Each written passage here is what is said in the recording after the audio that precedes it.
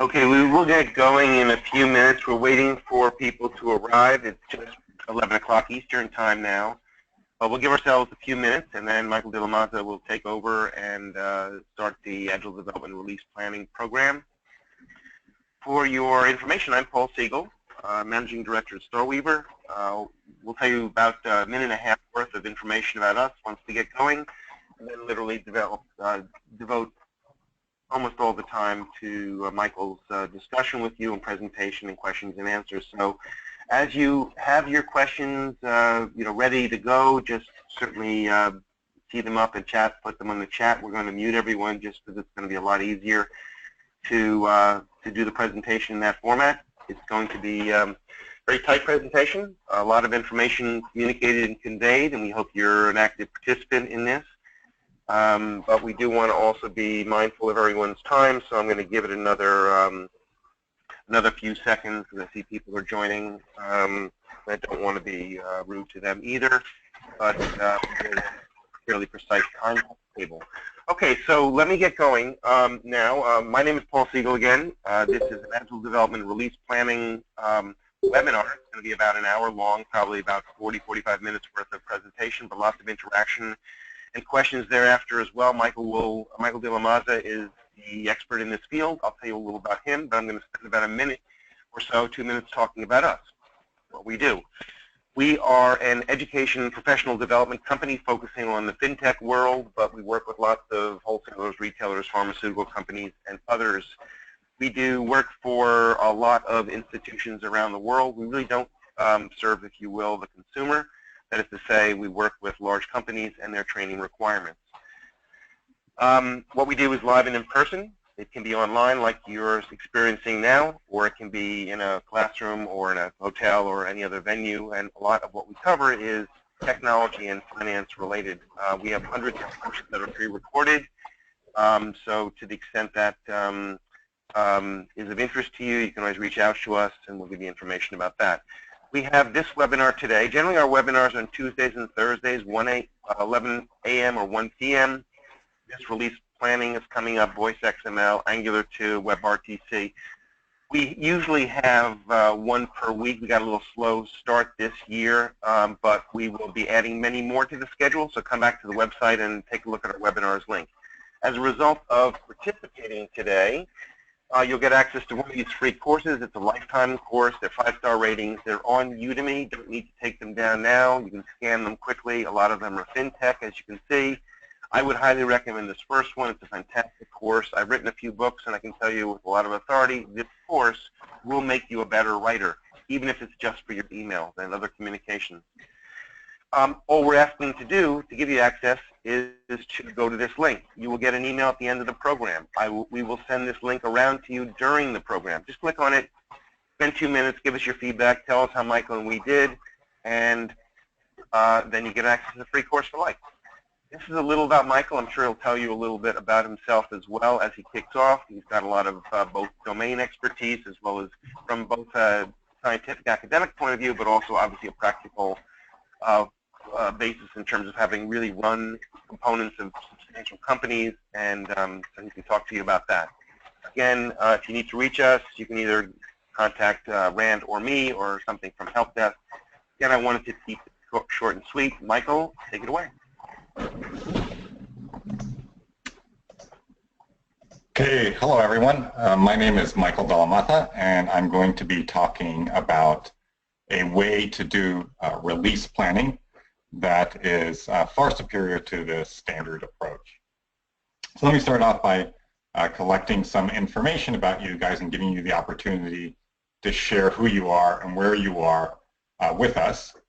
So if you go to pollev.com/michaeldelam045, you'll see a poll, and the poll asks you, who are you, an Agile coach or Scrum Master, manager, project manager, or program manager, team member, or other. So go ahead and go to that website and fill out the poll, and I'll just show you what it looks like. So it's pollev.com/this, and then you'll see a question sort of like this one. And I'll go ahead and just copy and paste that into the chat if you didn't catch the link. So go to that link and then we'll just collect information about who's on the line today.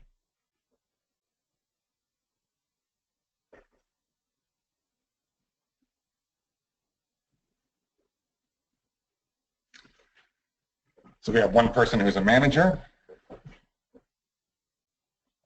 Let's wait a minute or two before to give other people the opportunity. We have a project manager or program manager.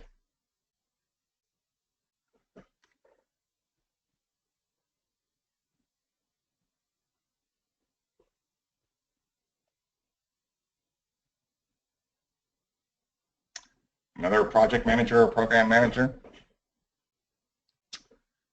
Good. Okay, so excellent. So as a project manager or program manager, you're probably interested in understanding questions like scope, schedule, and budget.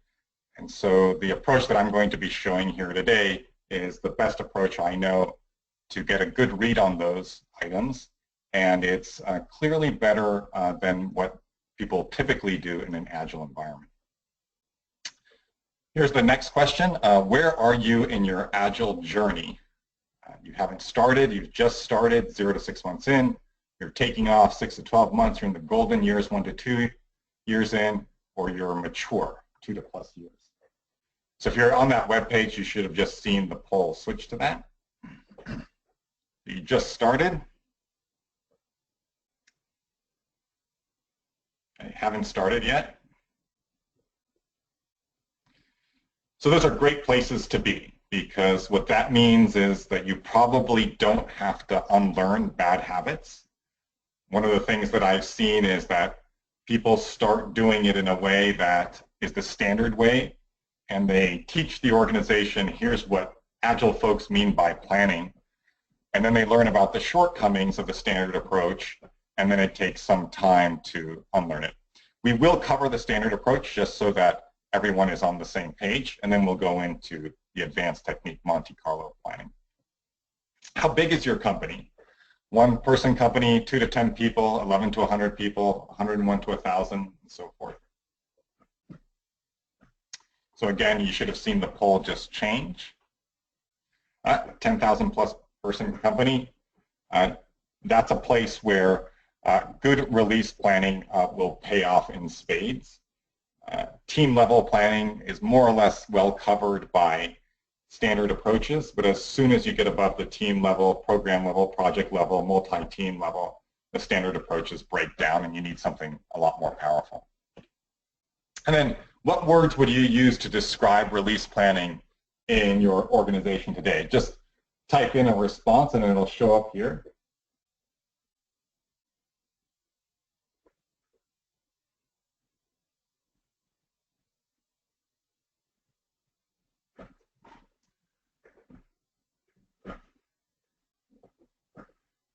Difficult, ineffective, fractured, structured.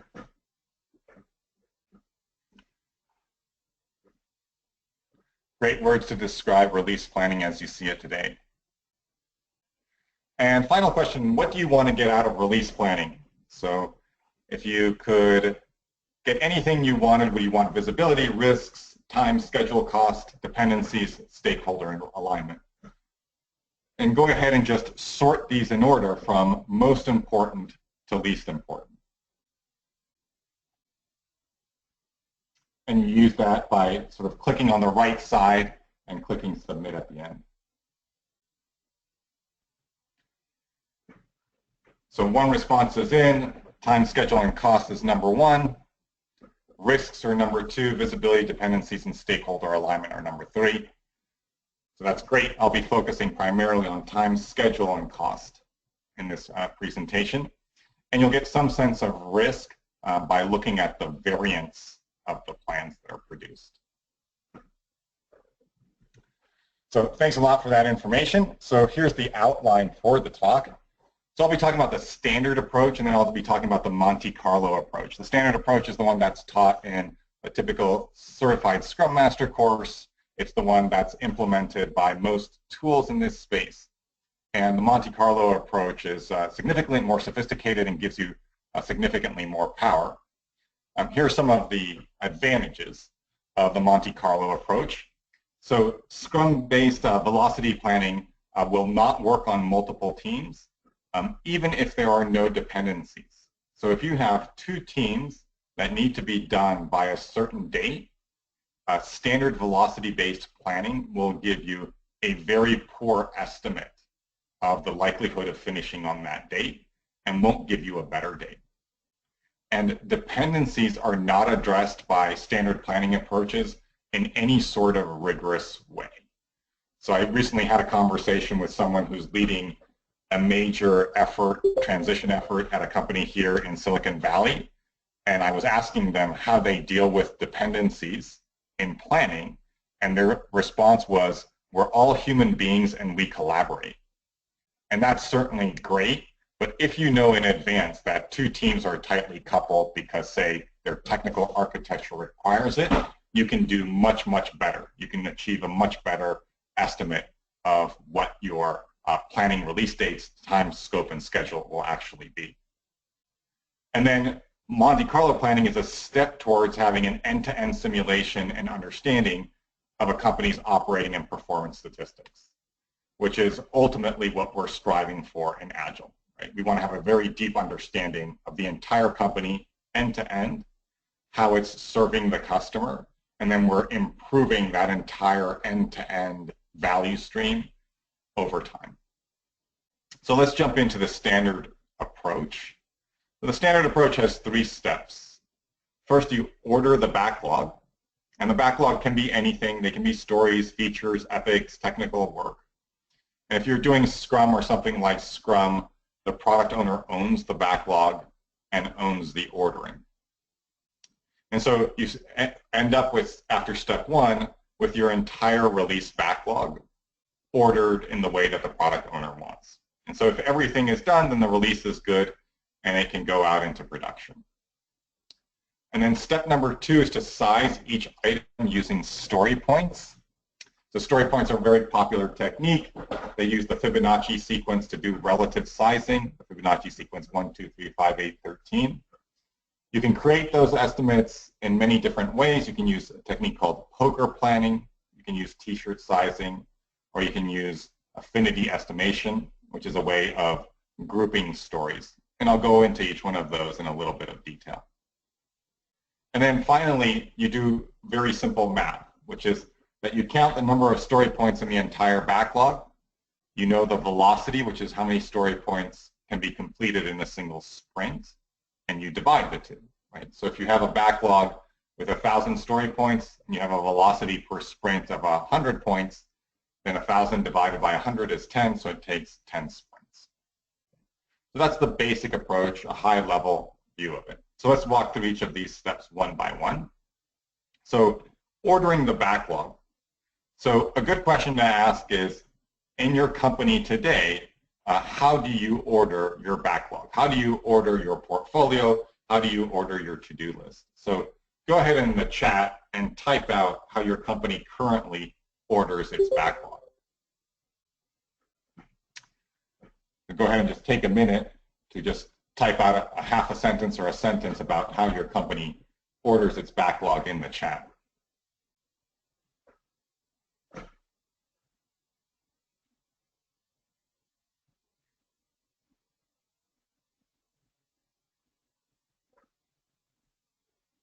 Okay, so there's a discussion with the Scrum team.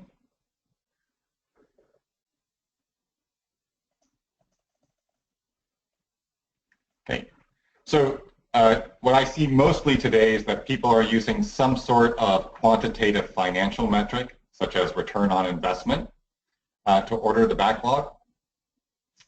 Tanya says that you ask the stakeholders to prioritize, and that's a great way. Often there's some sort of voting mechanism so you can trade off stakeholder desires against each other.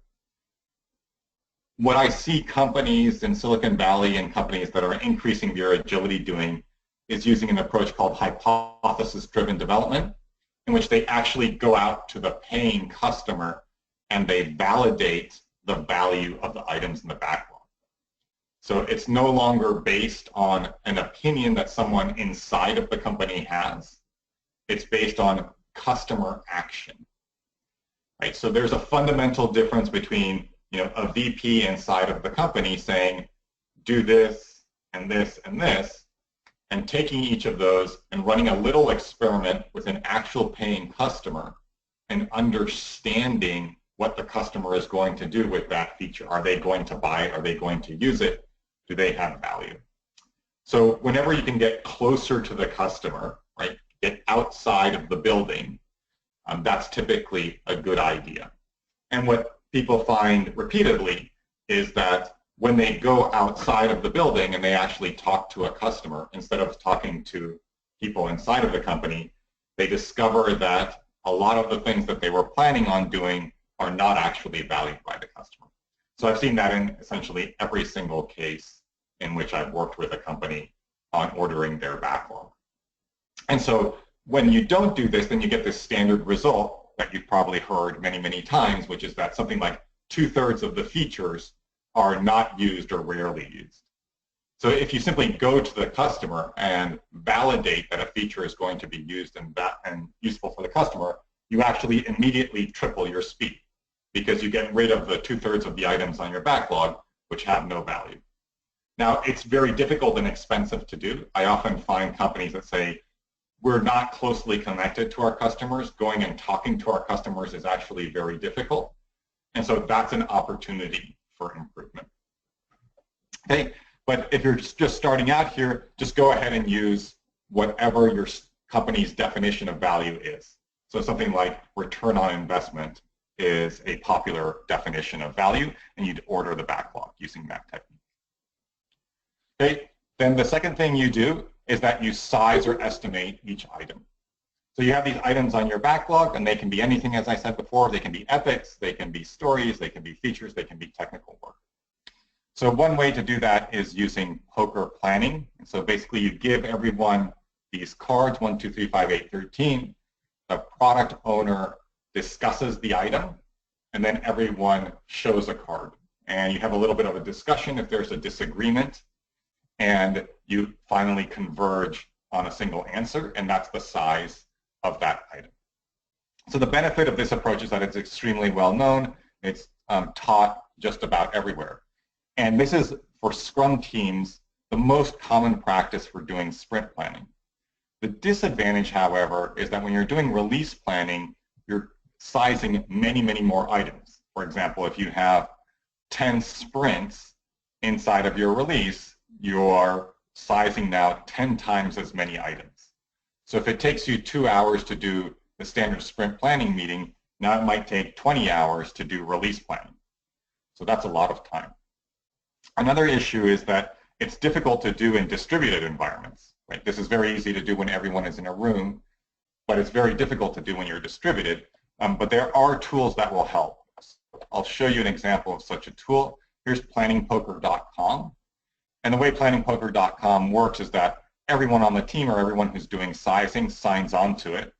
And then the product owner types in a short description of the backlog item, and then everyone on their computer screen clicks the card. And so this is a way to do distributed poker planning if that's something that you want to do. A second approach is t-shirt sizing. And so here you shrink it down to something like small, medium, large, extra large, and you estimate using each PBI. The benefit of this is that it's fast. It's faster than poker planning. The disadvantage is that eventually you need to do a calculation. You need to divide the number of backlog items, backlog points, by the velocity. And so the question is, how do you get from a t-shirt sized release backlog to points? So for example, is a small 1 point and a medium 2 points, or is a small 1 point and a medium 3 points? And so doing that calibration is sometimes a little bit difficult. A third technique, which is the technique I typically use for companies that are doing this old school standard size planning, is affinity sizing.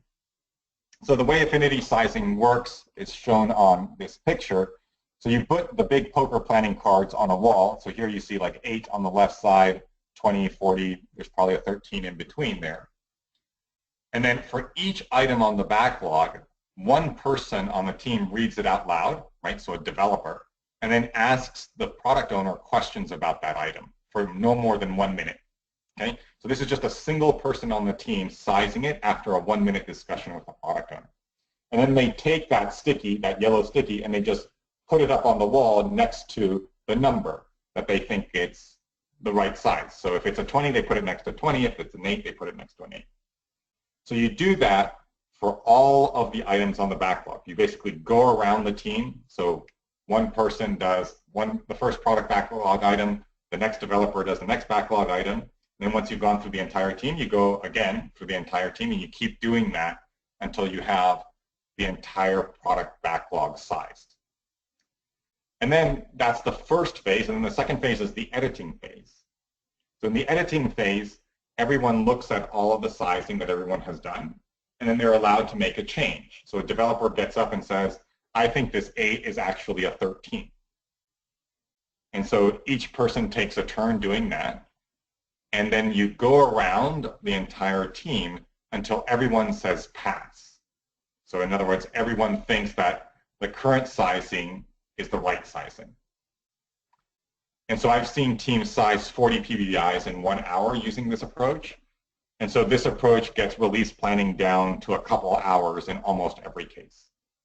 Teams tend to like this a lot. Product owners tend to like this a lot. And amazingly, it works. Right? I've had lots of people who've been doing poker planning for a long time, and I come in and I talk about affinity sizing, and they'll tell me there's no way that this is going to work with our team. And then they're just amazed when a release backlog is sized after an hour. And so people really like it. It's an extremely efficient way to do sizing.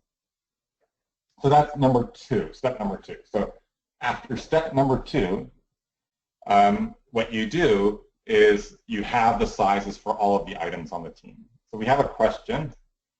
For step number 2, does the team go multiple rounds each time a member changes most one? Yes. So let's say Alice, Bill, and Charlie are the 3 members of the team.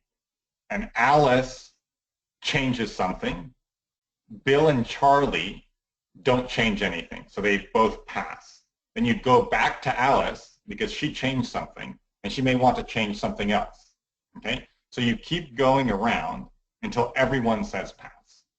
So what typically happens here is that everyone places things on the wall. So that's round 1.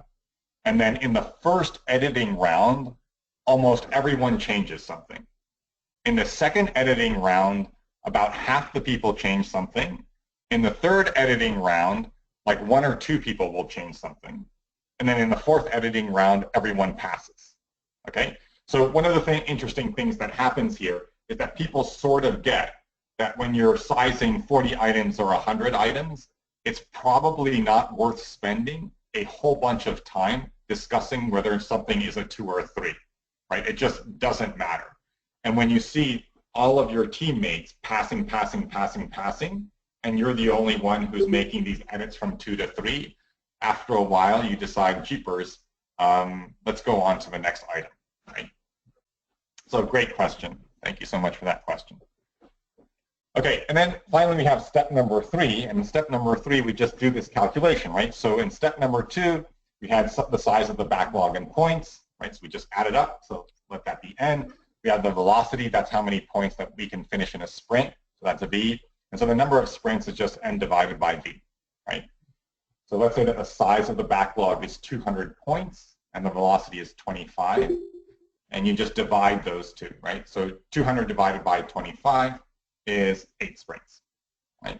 So that's the standard approach to planning, and it's what many companies do, particularly companies that are doing Scrum.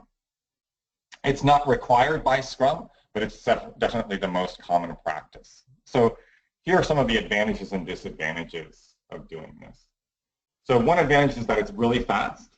The second is that it's super easy to understand. Right? You can do all of the calculations and all of the work on the back of an envelope. You don't need a spreadsheet. You don't need advanced skills. And then there are many, many people in the industry who have done this. So even if you're just starting up your Agile transformation, there are probably people at your company who have done this in some other company. But there are a bunch of problems. Okay? So one is that it's based on just the average case. Right? We're looking at the velocity, which is just a single number of the average. So think about two teams, right? One which has a velocity that is an average of 100, but it oscillates between 50 and 150. Whereas another team also has an average of 100, and it oscillates between 90 and 110. So intuitively, the first team has a lot more variance, a lot more schedule risk, because they're oscillating between 50 and 150, whereas the second team is moving between 90 and 110.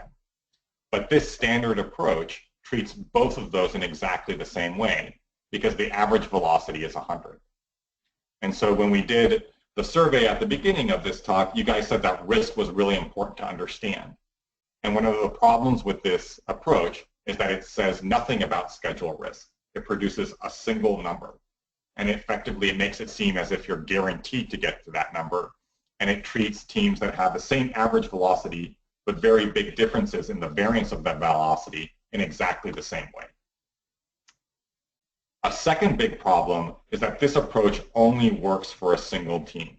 As soon as you have multiple teams and you want to know when both of them are going to be able to release because they're combining their work into a single release, it will not work essentially at all, right? It won't work even if they don't have any micro dependencies, right? Even if they're not working together sprint by sprint and they're only releasing together at the very end, this approach does not work. So one common mistake that people make is that they just take both teams and they treat them independently. And they say, okay, this team is going to release in 10 sprints, this team is going to release in 11 sprints, so together they'll be done in 11 sprints. So that's actually a pretty big mistake, and it will lead to very significant errors in actually understanding when the two teams are going to be able to release. And the problem gets worse the more teams there are. So recently I was talking to a company that has a total of 60 teams that release together, and using this approach would provide an extremely optimistic estimate of when they're going to release. So you would get an estimate using this approach, and say 90% of the time, 99% of the time, you would miss that date. So what's the better way to do this? So the better way to do this is called Monte Carlo.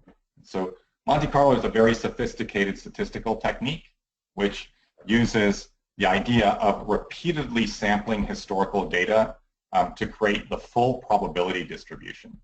So you will now know the exact probability that cost, time, and budget will be on schedule, and you'll understand everything about the entire distribution. So you'll know the probability that you'll release on any particular date. You'll know the probability that the budget will be ahead by 5% or 10% or 20% or behind. You'll know what the chances are of releasing between two dates. You'll know what the chances are that the full scope will be completed by a certain date, right? So it's a much more powerful approach. It's much more sophisticated, and therefore it's much harder. So there are no standard Agile tools that do this. And so when I do it in simple cases, I use an Excel spreadsheet and I program it in a particular way. And when it's more sophisticated, I actually have to write code. Okay? So much more powerful, but much harder. So I'll give you some examples here.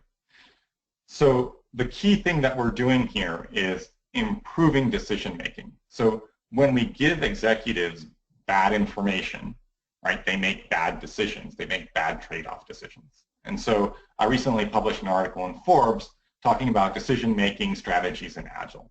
And so as you move beyond the team level, Agile is largely about improving decision making. So what do executives do the entire day? They make decisions.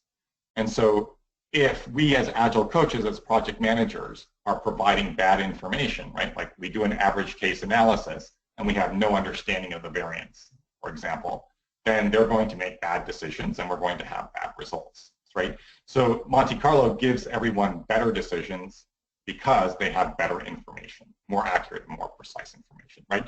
So that's the end game, and that's the great value of Monte Carlo planning. So here's a very, very simple example.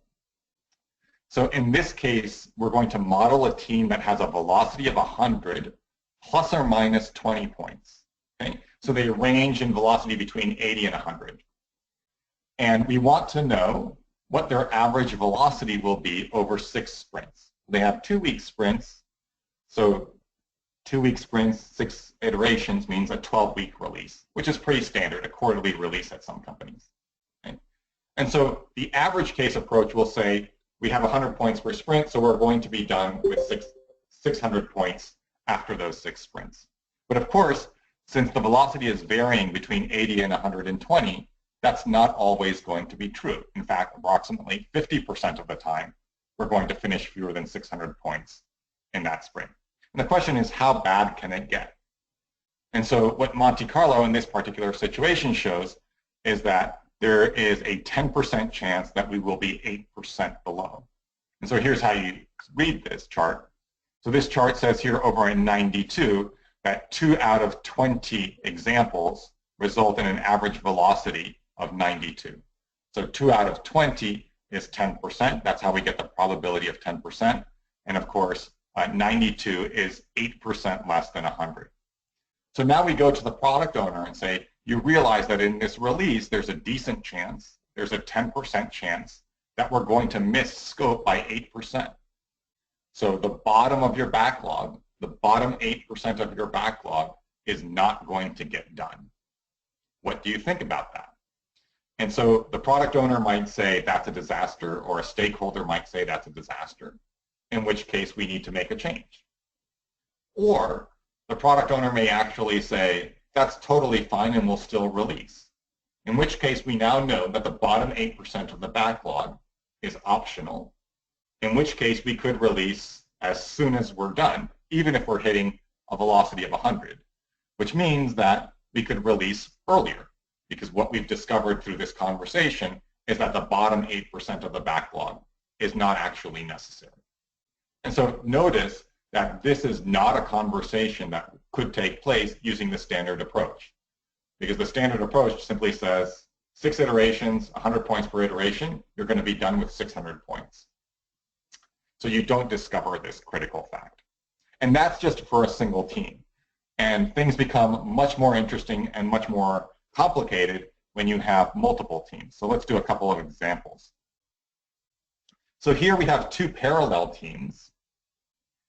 And the 2 parallel teams also have a velocity of 100 plus or minus 20. And both teams need to complete 600 points for the release to take place, right? So 100 times 6 is 600 points. Like the standard approach would say, we're going to finish 600 points. And so to release, both of them have to be on schedule. And what Monte Carlo shows here is that there's actually a 60% chance that the schedule will be missed. Okay? So if you look at this scatter chart, what we're doing is we're plotting the results of the Monte Carlo for Team 1 and Team 2. So on the x-axis, we have how many points Team 1 actually completes. And you see that it's mostly centered around 600, which is the average, but sometimes they're below and sometimes they're above. Now, whenever this team is below 600, that means that we missed the release, right? So that's this cut line, right? To the right of it, we hit the release, and to the left of it, we don't. And the same thing goes with Team 2, right? So Team 2, again, its velocity is averaged around 600, but sometimes it's above and sometimes it's below.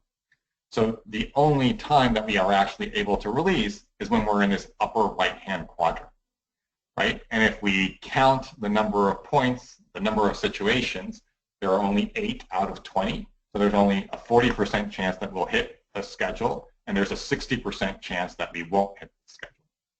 So this starts demonstrating the problems with the standard approach, right? The standard approach would say we're going to complete 600 points on both teams and we're going to be on schedule, when in fact, there's a 60% chance that the schedule will be missed. And what's really cool about Monte Carlo is that we know this on day 1. We know this before the project starts. So we can actually make a much better decision about whether or not this is something that we want to invest in or not. So we will stop projects that are going to fail a lot more quickly using the Monte Carlo approach. Right? Using the standard approach, you'd basically have to watch for the situation to unfold. You'd have to wait for several iterations and then see that the team is not actually finishing 100 story points per sprint, and then make the decision. So you spend a lot of money before you can actually finish up the project or cancel the project or make some major strategic decision about how the project will go. Now, two parallel teams shows the power of Monte Carlo, but of course the typical situation is actually much more sophisticated. And I've done simulations with 50+ teams that lead to completely counterintuitive results. So I'll just give you an example of something that's a little bit more complicated, just to give you some sense of the power of the Monte Carlo technique. So here's a typical situation at a company that's transitioning to Agile, right? So they have a little bit of waterfall still, and they have a development team, say a Scrum team, that's running along and doing sprints, but at the end of it, they have sort of a different phase that's called business acceptance. So the development team drops some code into a particular area, and then the business sort of pounds on it and sees if they actually want to release, okay? So this is quite standard, and this is a pretty simple situation, just two teams, and both teams have to be ready and get through business acceptance before release. Once again, we have a velocity of 100 plus or minus 20. One piece of good news is that we've learned from the previous simulation that we are not going to finish 600 points very often, so this time we only need to finish 575 points. So if we're below our average velocity, that's okay. And business acceptance finishes within 1 week with a 95% probability and within 2 weeks with 100% probability. So this is a planned 13-week effort, so we'll do 6 iterations as we did previously, and then we'll spend 1 week in business acceptance, okay? And the question here is, when will we know that the project is late, okay? So what I want to do here is I want to compare the Monte Carlo approach with standard approaches, okay? So what you'll typically do in a standard approach is that you'll make some assumption about what the future velocity will be. And then you'll base your estimate about whether or not you're late based on that assumption. So under the best case assumption, we'll finish, say, sprint 1 and we'll be a little bit behind, but then we'll say, look, guys, we can go from 80 to 120 points per sprint, and we're going to make the best case assumption that we're going to hit 120 points every sprint. And then you ask, are we going to be late? And if you are going to be late, you report it, and if you're not, you say, we're green. The average case assumption is that our projected velocity will be 100 points, right? And the worst case assumption is that we're going to project the velocity to be 95 points. So the question we're asking is, which of these assumptions will be sort of like Monte Carlo, right? Which one will tell us that we have some risk of failure, right? And we'll compare the Monte Carlo results to each of these assumptions. So let me start off by asking the question, right? You guys have this situation, right? Two teams, they have an average velocity of 100, but it could be as low as 80, as high as 120. They have to finish 575 points, and they have to go through this business acceptance. What do you think the chances are that this entire project is going to release on schedule in 13 weeks? So just go ahead and type in your answer in the chat. What's the percentage chance? So I'm looking for a number like, 85% or 5% or 23%. What does your intuition say about the likelihood that this project is going to finish on scope and on schedule? So go ahead and type in your percentage into the chat box.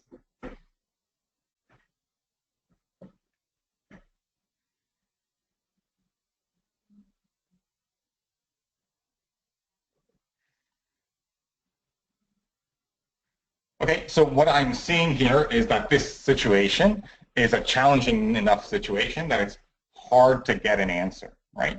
So let's look at what the data shows. So on the next sheet, what we have is what the best case, average case, and worst case assumptions will tell us. So the right answer here is at the right-hand side. So in this situation, there's a 45% chance that this project will finish on time.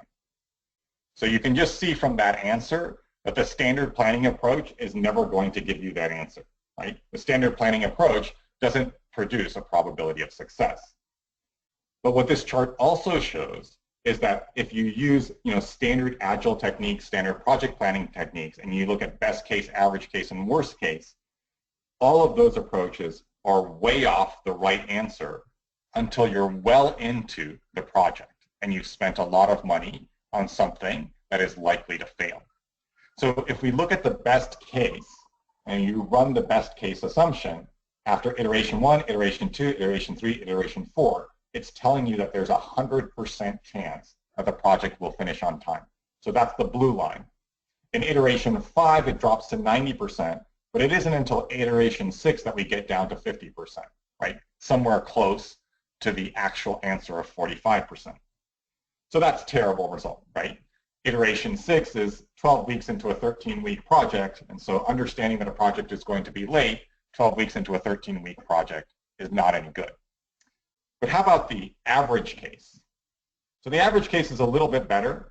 It's still telling us that after iteration 2, there's a 100% chance that we're going to finish on time. So that's 4 weeks into a 13-week project. I'm looking at the red line. And then finally, in iteration 3, it plunges down to 65%. So after iteration 3, that's 6 weeks into a 13-week project. So that's better than the best case, right? But still, we're 6 weeks into a 13-week project before we discover that there's a significant risk. And so we say, look, clearly the best case is nutty. No one's going to assume the best case. And if we say the average case, right, sometimes we want to be a little bit pessimistic. We want to be a little bit conservative. So we're going to do the worst case. So the worst case is just that we're going to perform at 95 points per sprint, which is just slightly under our average of 100. But what happens there? What happens there is that the worst case actually grossly underestimates the probability of success. So it starts off by saying that we have a 25% chance of success after iteration 1. It goes down to 15%. So what that would mean is, since the actual answer is 45%, is that you would be very, very likely to actually cancel the project or make a major strategic change if you make the worst case assumption. So the bottom line here is that the results are not intuitive, and there is no simple way to approximate the Monte Carlo results using the straight line standard assumption of a certain number of points per sprint.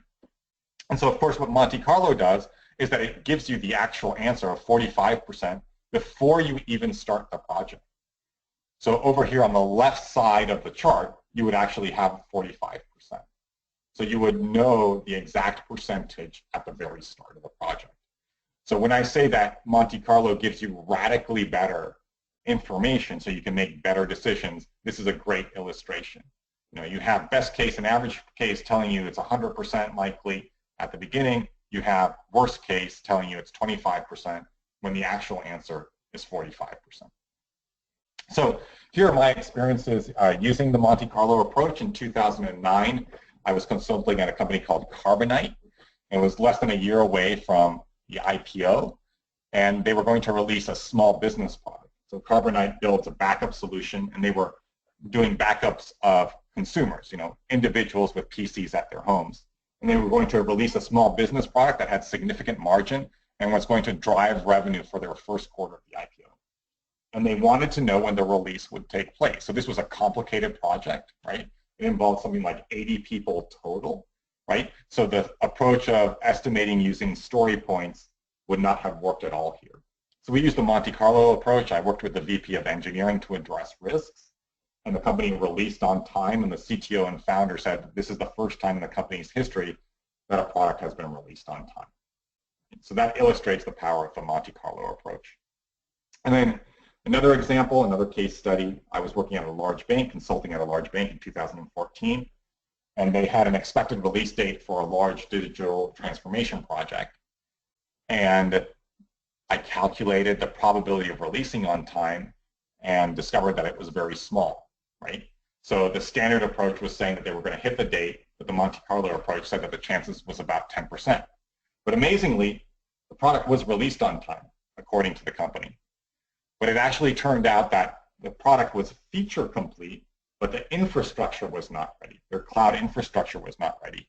So the product was actually not released on time and not released until 6 months later, right? So in a typical planning approach, combining what product development is doing and what infrastructure is doing is impossible, right? You can do it, but you get results that are actually incorrect. Whereas the Monte Carlo approach was able to correctly model the situation and give a good estimate. So here's the final word on Monte Carlo, and then I'll take questions. So it's a great approach, and the big disadvantage is that it is technically sophisticated and difficult to do. So very few Agile coaches are familiar with it. The second challenge is that communicating the results to the executives requires some education, right? Executives are not accustomed to looking at probability distributions. And so typically you'll need to simplify it and say something like, there's a 95% chance that we'll release by this date. Now, if you want to do something that's sort of in between the standard approach and the Monte Carlo approach, always use ranges. So don't ask, when will this be finished or how much it will cost? Ask, what is the range, the low range and the high range? And what that does is that it captures the variance. Okay? Another thing that you can do here is you can actually have two groups provide an estimate. And so the difference between those two groups will also give you a sense of the variance. Okay? But it's absolutely essential to do this. As long as you're working with a single number, like the average case, you are completely wiping away variance. You're saying that there is no risk. Okay? So what the Monte Carlo approach does is that it builds in risk and does a phenomenal job of capturing risk from the start. And that's essential in making good decisions. But if you want to do something like a poor man's version of that, use ranges. Okay, so here are some of the things that you can do next. You can read my Forbes article on Agile and decision making, and I've put a link there to it. And if you want the spreadsheet that I use to create these examples, that basically runs a Monte Carlo simulation that you can use, go ahead and send an email. So it's 8:45, and I'm happy to answer any questions that you have.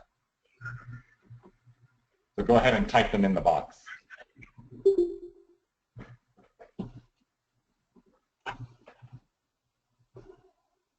I also just wanted to, Paul, I just want to remind people that this will be available in the next few days as a recording. You can get access to it online. So we'll send you a link to that so you can review what Michael's gone through and quite impressively. And I'm going to definitely encourage you to ask questions now if you can, if you think of something. If you don't think of it now, you can also send it to him or to helpdesk@starweaver.com, and we'll be certain that Michael gets that information.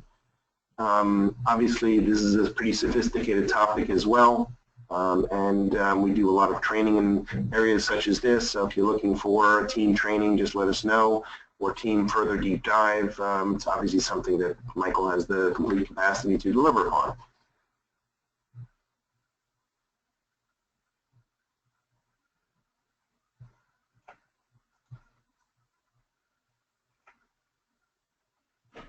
Okay, it doesn't look like we're getting any questions, Michael. Maybe we'll wait another minute and then complete the webinar again. Great program, great discussion, great coverage in a very short period of time. We strongly encourage you, the delegates, people who participated in this, to provide your feedback on the little link that we provided during the webinar. If you look further up on the chat, you'll see the link. Obviously, that's really important to us. We also want to see if there's other requirements you have as you go forward. But we will definitely send the link out in the next few days to you to get access to this webinar. And Michael, do you have anything else you wanted to cover, or pretty good? No, thank you very much. And I hope people enjoyed this. And feel free to get in touch with me or with Starweaver if you want to learn more. Thank you, everyone. Have a great day. We appreciate your time. Thank you very much.